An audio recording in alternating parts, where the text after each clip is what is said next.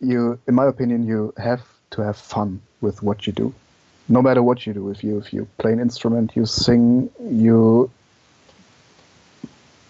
paint, whatever, you have to have fun with what you do, and that's my experience. Because when it comes to the point where you say, I have to do this or that, I have to upload, I have to record, I have to edit, that takes away the fun. And it's my own experience. It drives you crazy. And this is just, in my opinion, the most important thing is that no matter what anybody else says, if you do drum covers, for example, and you just are able to upload videos once a month or every 2 months or whatever, it's your thing. And if you're cool with this, everybody else has to be cool with this. You don't have to hustle yourself and get you into struggle and things like this, because that's my experience. That's something I did, and it's not good. Of course not.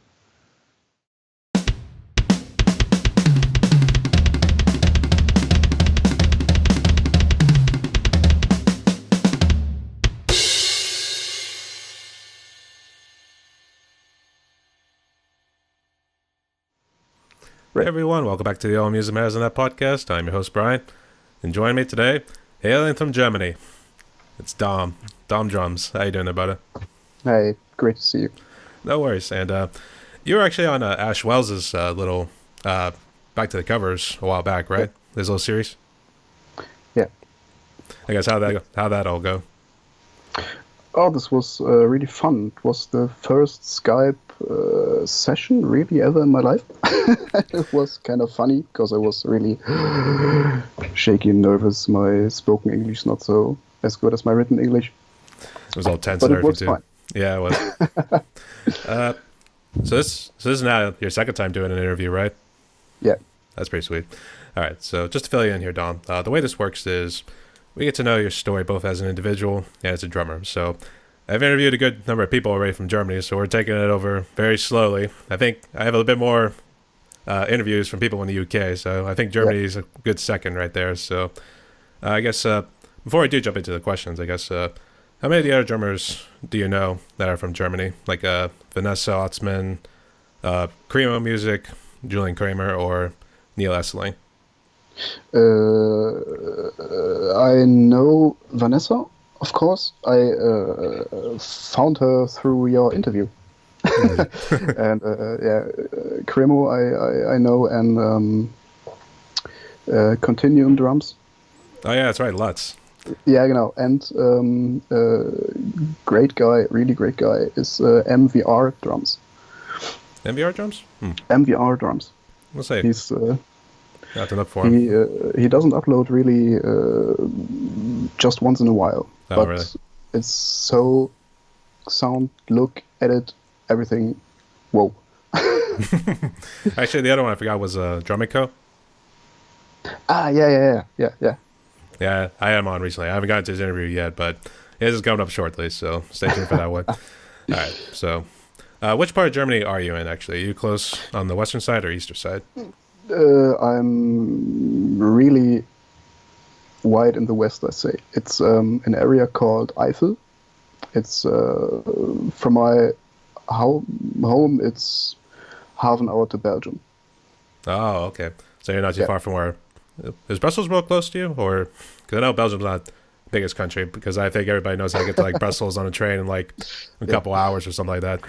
I don't know how long it takes to get to Brussels, but I guess you've heard about Cologne. Oh, yeah. Yeah, Cologne is an hour away. Then, I don't know if you know Koblenz. I think I might have heard about the city, but I know Cologne, one, that's actually where Carnival Music is, but I've never been there, actually. And me and my parents were actually looking at trips along the Rhine River there, too, so it'd be interesting. It's always the same when we need here in my area, we need meet new people, and where are you from? And we say this and there. Okay, where it is? An hour from Cologne. Okay. All right, fair enough. All right, that works too. So, all right. So, all right, Phil, Jen, how we do this podcast right here. Got the questions ready? Are you ready to roll? Yeah. All right. So, let's start with the first right here. Tell us a little bit about yourself. How did you get into drumming?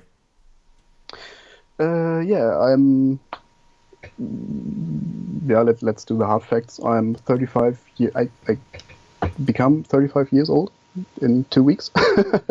I'm married, have a kid, and I got into drumming with, I think, about 10, 11, 12 years old. As I said it on Ash's interview, when I was a kid, I had some trouble with my lungs, and the doctor said, "You live in a small village, and you definitely have a marching band. So go and play the trumpet. It's good for your lungs." And I just looked to my parents and looked to the dog and said, "Nope." And so an uncle came to us and said, "Yeah, our drummer, he's 300 years old and he wants to retire. So what about you? Wouldn't you play the drums?" Because as a kid, I was always drumming on everything and loud and always nervous and things like this. And then we took me in this marching band and I learned to play the drums. I recently had a teacher for, I think, about 2 years. The first year was really just rudiments and marching and this marching band stuff. It's not such a marching band as I know, which exists in the US. It's really this German marching, polka, waltz, and the things all you can play on a snare drum. And it was really, really, really, really boring for me, because in my lessons I always sat on this drum kit, but I just was allowed to play on the snare drum. And one day I told my teacher, "So what about the rest of this? No, the hi-hat, the cymbals, the toms?" And he said, "Yeah, give it a try." And so I started to play on the whole set, but in this marching band it was just swing music, some old pop music, songs from the 50s, 60s, things like this, but it was kind of boring for me. But after 6, 7, 8 years, when I went to another school, I met a guy who played bass. And this guy said, "I play the bass, you play drums. A friend of mine, he plays guitar. So why don't we do just a jam session together?" And we did this. And this guitarist had a friend of him who was a singer. And so we just had a jam session for, I think, about 3.5 hours. And we played Narcotic from Liquido and all the small things. Yeah, these 2 songs for 3.5 hours and rocked like hell to this. And after that we said, "Yeah, well, why don't we try and form a band?" And the guys came along and said, "Yeah, we have another friend and she can sing too." So we had a male singer and a female singer. And she came along to a rehearsal, and then this band was formed. We get a guy on the keyboards, and then we had a band for, I think, about 3 years. Fun fact, the female singer is my wife now. And we had this cover band for 3 years. It was just an amazing time because we could play things we want. And at this time, I quit with this marching band because I came in some troubles, because I had a gig on Saturday with my band and also had to play a gig with this marching band on Saturday afternoon and things like that. And so I said, no, I quit. And yeah, here I am. I have to admit, you Germans have a very long story too. I know John Rico's story, his story about how he got into drumming too was pretty long-winded too. But That's good to hear. And the condition with your lungs, was it like some sort of asthma or something? Yeah, it was some kind of. I don't know how what's the official name in English. It was about. I am allergic to grass, or the grass pollen. I don't know if this is the word. And so I got struggle with my lungs. It was some kind of asthma, but just allergic. Yeah, but the doc says, Yeah. genau. And the doc said you have to train this. So go the trumpet, and I said no, hell no. It's funny what you mentioned about trumpet too, because I used to go to these summer camps when I was like real little, and one of them actually involved trying to like blow into the little, let's just say thingamajig for the trumpet, for lack of a better word. I forget what they call it, but Yeah. you had to like kind of purse your lips like this and try to like blow into it too. I was absolutely terrible at it too, so that's why I realized trumpet was not for me. So I guess we share that much in common too, so that's pretty good. But I guess, so did you recently become a father, or how old's your kid right now? I became a father 4 years ago. Congratulations, mate. That's good to hear.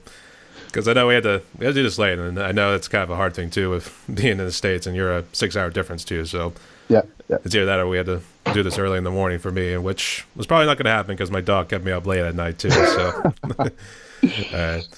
So I guess there's actually a good bit to talk about the bands, but we'll get to that in a little bit. I guess let's jump into your drum set. Is it nearby by any chance, or is it in a separate room?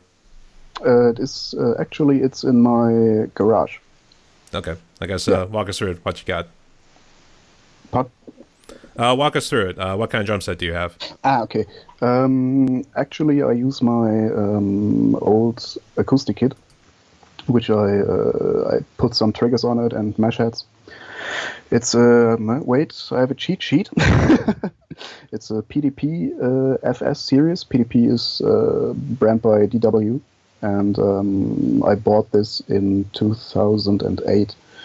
It's a 14 by 5.5 inch snare, 10 by 8 tom, 12 by 9 tom, 16 by 14 floor tom, and 22 by 18 bass drum.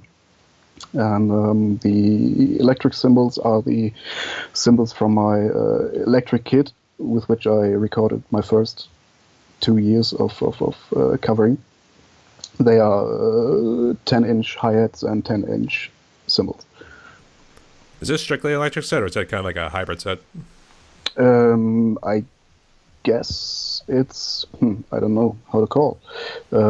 It's an electronic kit looking like an acoustic. I want to say that's definitely hybrid, because I know that's how some people usually deck out their sets these days too. So I feel like I might be hybrid, but you might be right. It might just be strictly electric, and it just looks got the looks of it too. So I guess did you really have a preference between either acoustic or electric sets?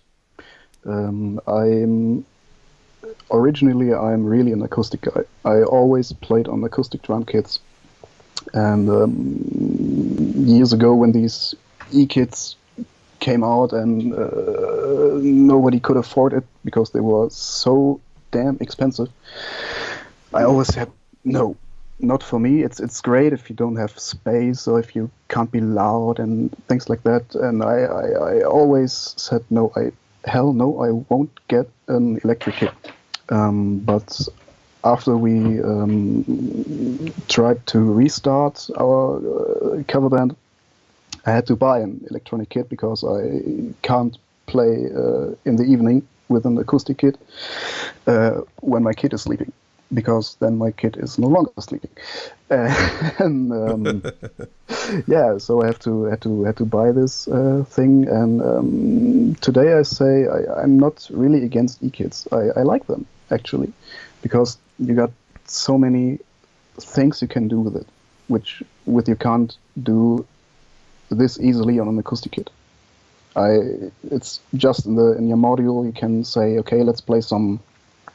I really want to have a dry snare, or you want to have a really stadium-like reverb and things like this, and you don't do this with an acoustic kit with no microphones and no programs and things like that.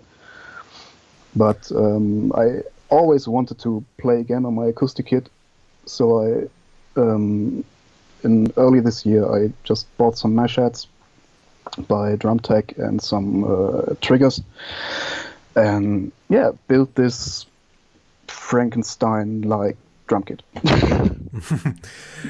You know, I think when it comes to like doing like Frankenstein sort of sets, that seems to be where everybody goes to because they like the way certain things sounds.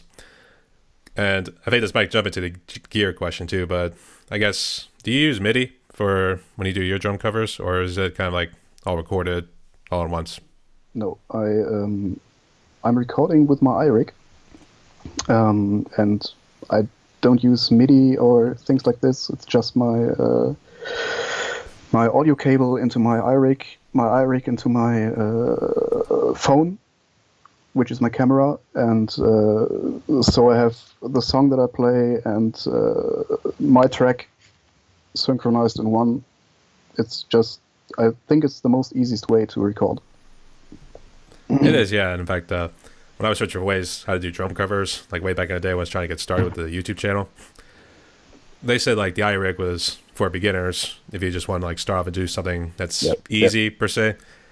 It was easier just doing the iRig 2, but I have an iRig 2. Is that the one you use, or is it a different one? No, it's the iRig 1, actually. The very first one? Okay. Yeah. I think mine must be busted, because I know I've always had it cranked up a little bit. I think it's the hold on the side there, so that way you hear the whole audio whenever it comes through.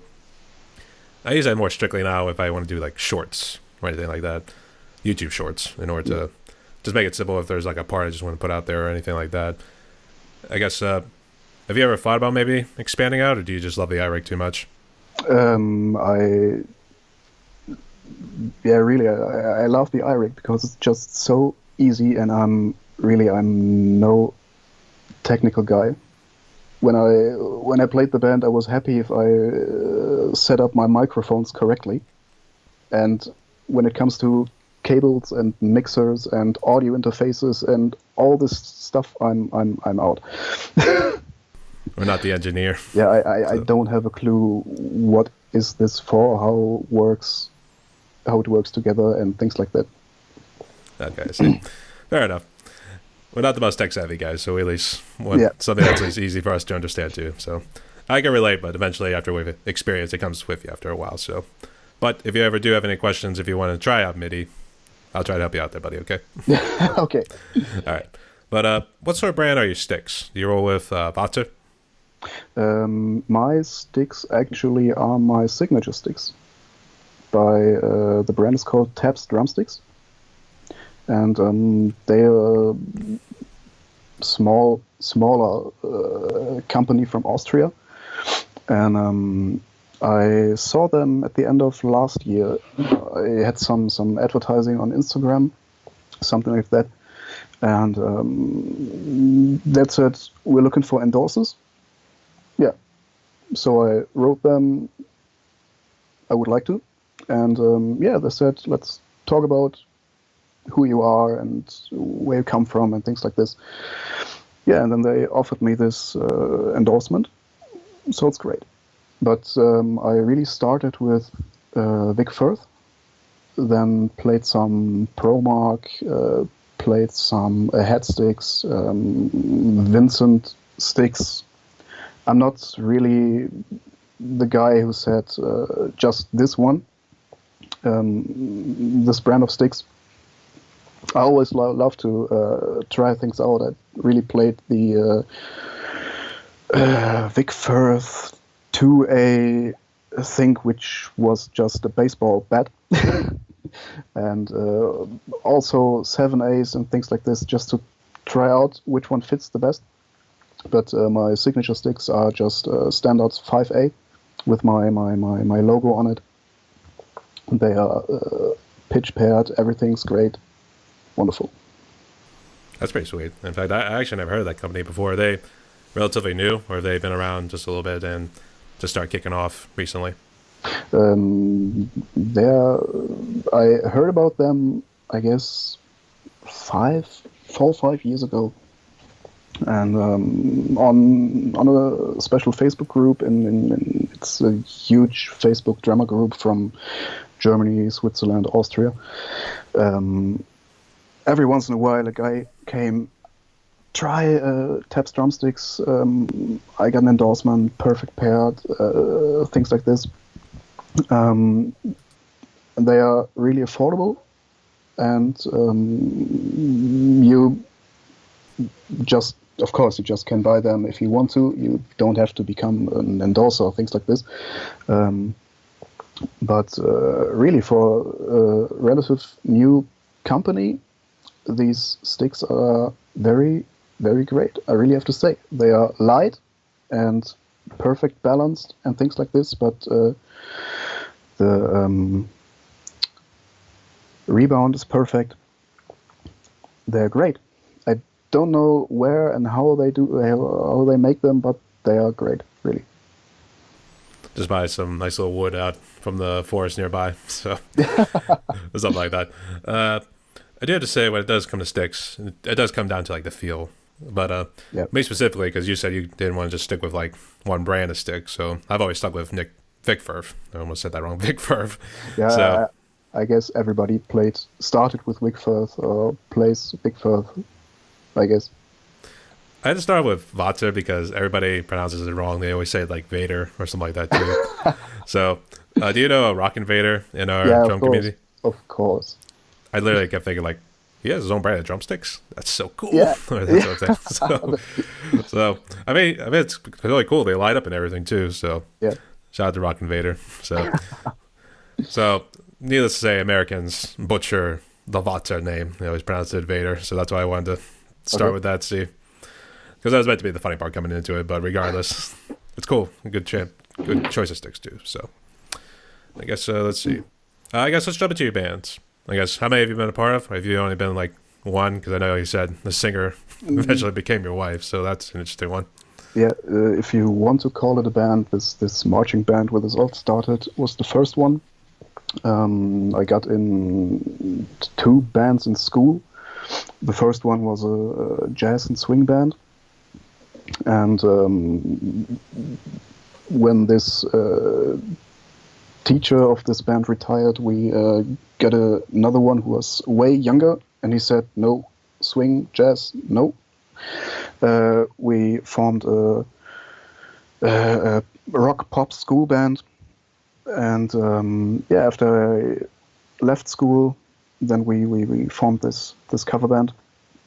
And with in this 3 years, this really was the time of my life, really.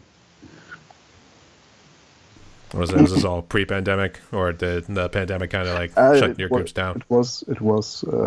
It's way back in time. We formed this band in 2008 and quit in 2010 or 11. I'm not sure. We had to quit it because I started to study, and the keyboarder went to university, and the singer went to university, the bass player wanted to do something else, and things like that, so we had to quit this band. But in 2018, we met again and wanted to reform, to do a reunion of this band. Reunion tour, yay! Yeah. In 2019. But this didn't work out because my daughter was born in 2019. So we said, let's do this in 2020, next year. Who cares? Yeah, but then we all know what happened, and the reunion never happened. That's good. You guys still stay in touch even after quote unquote post pandemic? Because I don't know if we can officially say it's over or anything like that, but. Do you guys still stay in touch? A little bit on social media, or on WhatsApp and things like this.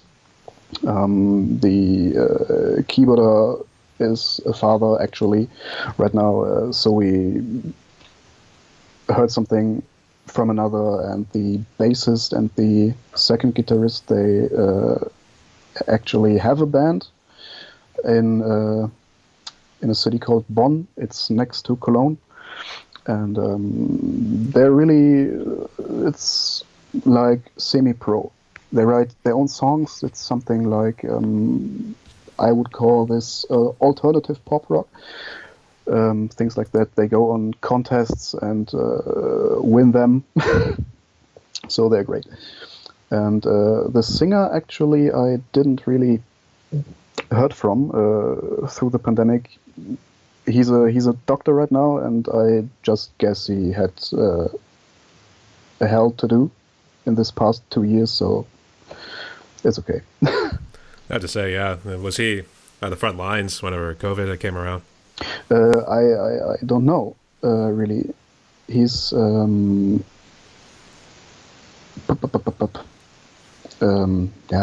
I don't know how his expertise is officially called. It's a kind of doctor you go to when you have pain in your back and things like this, with muscles and bones and things like this. But I guess, of course, you had to study all this standard doctor things, I call them. I could imagine that he was on the front line. I don't know if he would be administering shots or, I guess, anything with like treating diseases or anything like that. I think his was more of treating more of the back problems, because I know that's what you mentioned right there. I don't know if it was like any other muscles or anything like that. So I'm not sure about the term, because I know there's like podiatrists was like deals with like feet and stuff like that too. So yeah. I don't know. The doctor's names get a little confusing. So, but regardless, Dome, thank you for your service, and pass that along to him too. Because I know, I guess, how bad did COVID impact Germany? It was really bad. I don't know, because this never happened before, so I don't have something to look between. It was some kind of strange the first few months, because in February 2020 we just had this, I don't know if you have heard about it, this German Carnival. And in my area, this is one of the highlights through the year, this Carnival, because we are next to Cologne, and Cologne is Carnival, you have to know. And yeah, we went with our daughter to the my English is so bad. Just take your time. Just take your time. You're all good. This how do you call it? Parade, genau. We went to the parades in costumes and things like this, and it was just like it ever was. And then in the news we heard something about anyone from Germany was in China and he has a really bad cold, and everyone around him, they are sick too, but nobody was sure what is this thing. And in April, March, we got this really huge lockdown where everything was closed and things like this.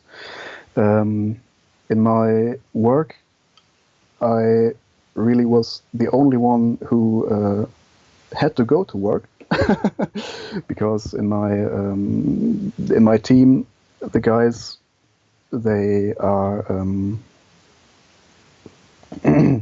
one guy, he has something with his heart, for example, and so he's in more danger than me because I'm healthy, and the guys I work with, they all have something with their health except of me, and so we said, okay, you guys stay at home, and it's just me coming to work, looking what's to do. It was all, we spoke about this with our boss, and he said, no problem, Dom, just come to work and look what's to do, and just do the work with priority, and then go home, stay safe.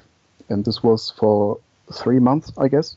I really, it was strange for us, because we had this little kid.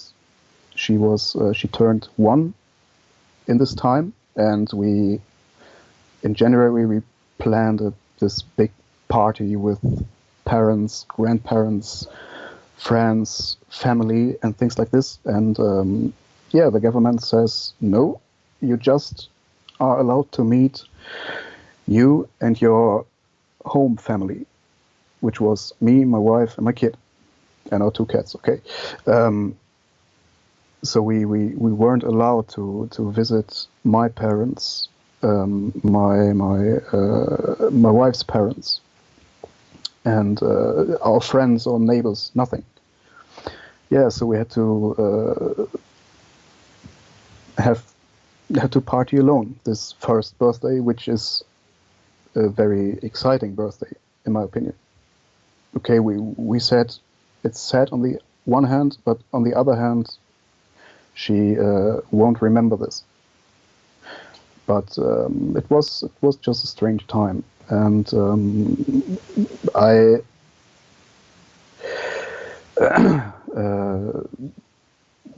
nobody really know what to do now, and how long will this be? And we all thought after summer this is just a normal cold and everything will be all right again, and just like it was. But no, this lockdown was for I think 4 months, and then things slowly start to open up again. You had to wear a mask everywhere you go. But then we thought in 2021, when this vaccination came, we thought, okay, let's do this and hope that this hopefully will have an end. But this was really like we had to vaccinate 2 times, and then a 3rd time a few months after, to get this vaccination. This was a really great feeling, because you thought, okay, let's go, let's do this. We stand together and win this fight against this thing. And but yeah, in about Easter last year, recently, we got COVID. We got 3-time vaccination and things like this, but you can't be safe forever. And this was really, for me, it was one hell of a week or 2 weeks. It wasn't just really that it didn't hit us so hard that we couldn't breathe or things like this. We didn't need to go to a hospital and things like this. But yeah, we were, and before this, you could go just outside and have some free time in a park, theater, cinema, things like this. And yeah, you were just like, yeah, slowly you're alive again, and then COVID hits you and says, nope, you will stay at home for 2 weeks. Yeah, then we were testing every day, and for me, it really was like a really bad cold with fever and all this slime, congestion, things like this. But I really guess it wasn't so hard because of those vaccinations we got. And after 2 weeks, we could test us again, and then the tests were negative, and so we could start to live again, I say. But now, recently, it's really going to be normal again. So this year, for the first time in 2 years, we had our Carnival again. I will go to concert in the summer, which I originally wanted to go last year, but this didn't work out. And you don't have to wear a mask everywhere you go except for hospitals. and doctors and things like this. You are able to live like pre-pandemic, but sometimes it feels strange. When you for 2 or 3 weeks ago, I was at IKEA. You know them, I guess, and there are always tons of people. And pre-pandemic, it was just a normal thing. Go to IKEA, see a ton of people, and drive home again. But this was really like, so many people here, and things like this. But Makes me feel uncomfortable. Yes. Yeah. And I guess we really have to learn again to live a normal life with a bunch of people around and having fun again outside, on concerts, on cinema, on wherever you go. Yeah, I see. Actually, that's probably the most extensive story I heard when it came to COVID too. So, but Carnival, is it a whole lot different than what people know Oktoberfest to be? Is this kind of like something similar, or is it more of like something a little bit different? The Oktoberfest is really, it's in the south. It's in Bavaria, and I never have been to Oktoberfest. But this is really like something like a cliche, like the whole world sees Germany. When you think about Germany, it's beer, sauerkraut, and the Oktoberfest. And I guess when you go to the Oktoberfest, you live the cliche of Germany. And the Carnival is this thing is a whole new level. It's something that was formed like it's today 200 years ago, and it's something. It all started. I say it's a time where in earlier times where the workers and farmers they were equal with the upper class, I say. And nowadays it's just a big party everywhere you go. It starts on Thursday, Friday until Tuesday. So there are a few days it's party all through, and you dress up as whoever you want. You put on your costume and just be anyone you want to, and have fun and listen to sometimes really strange music, because it's in dialect. We call this here, and it's just fun. Really, it's fun. When you see my little girl, she said, "It's Carnival. I want a costume and I want to be Elsa." Yeah, from Sounds like Halloween and yeah, party and everything all mixed together too. Yeah, I think so. I think so, and it's just hilarious because I think you really could compare this to Halloween. We got this parades in every city, village, wherever, where they got this huge wagons they built things on themed to something which is. I think I know what you're talking about. Yeah, it's like some sort of float. Yeah, I think it's like a float, something like that. Yeah. Also, if you really want to know something about it or see something about it, just Google for Carnival Cologne, because this is just the main capital city of German Carnival. It's great. Does sound great, actually, but it sounds like for the Americans, it's like an excuse to go and get drunk, that sort of thing too. So yeah. But I would actually like to see even Oktoberfest or even Carnival too. That would be really nice to see too, because some of the stuff I see that Vanessa was talking about when I was interviewing her, hers kind of seemed like it was. I always want to say it was like a miniature Oktoberfest because Yeah. I think she said it was like in Switzerland or in other parts of Germany, but Yeah. it was more like nice get-togethers too. It was like big tents and everything. Everybody's having a good time and drinking too. So so I'd say you Germans know how to party, but you also know how to make great beer too. I have to say your beer was the best I've ever tasted in my entire life. Okay. And that was from the Hofbrauhaus in Munich, Germany. Okay. Yeah, and in Bavarian, there's every. Sometimes it feels like every farmer has its own brewery.